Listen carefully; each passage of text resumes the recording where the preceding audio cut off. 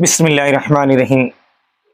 قابل احترام دوستو، جیسے کہ آپ تھمبنیل دیکھ رہے ہو، جھوٹ کی نوست اور بربادی حدیث شریف سے ملتا ہے۔ روایت میں آتا ہے کہ رسول کریم صلی اللہ تعالی علیہ وسلم نے ارشاد فرمایا کہ جب بندہ جھوٹ بولتا ہے، اس کے جھوٹ بولنے کی وجہ سے اس کے منہ سے اتنی گندی بدبو آتی ہے کہ جو اس کے پاس فرشتہ رہتا ہے، رحمت کا فرشتہ ہوتا ہے، وہ 1 میل دور چلا جاتا ہے۔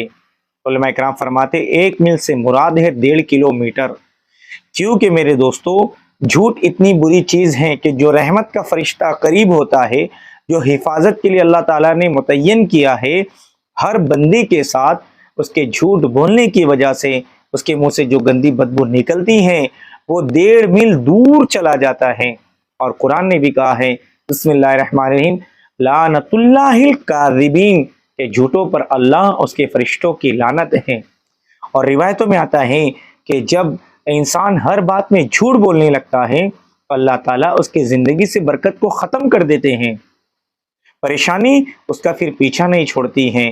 جھوٹ بولنے والا ہمیشہ پریشان رہتا ہے، جھوٹ بولنے سے زندگی کے اندر سے برکت نکل جاتی ہیں، اور روزی سے برکت نکل جاتی ہیں، اور روزی تنگ ہو جاتی ہیں۔ اسی لیے میرے دوستو، جب بھی ہم بولے سچ بولے، جھوٹ نہ بولے، کیونکہ ایک جھوٹ بولنے کے لیے انسان کو 100 جھوٹ بار بار بولنا پڑتے ہیں۔ اگر ایک سچ کو چھپا رہا ہے اور اس کو جھوٹ بول رہا ہے تو اس کے پیچھے 100 جھوٹ کو بولتا ہے، کیونکہ ہمیشہ سچ سچ ہوتا ہے اور جھوٹ جھوٹ ہوتا ہے۔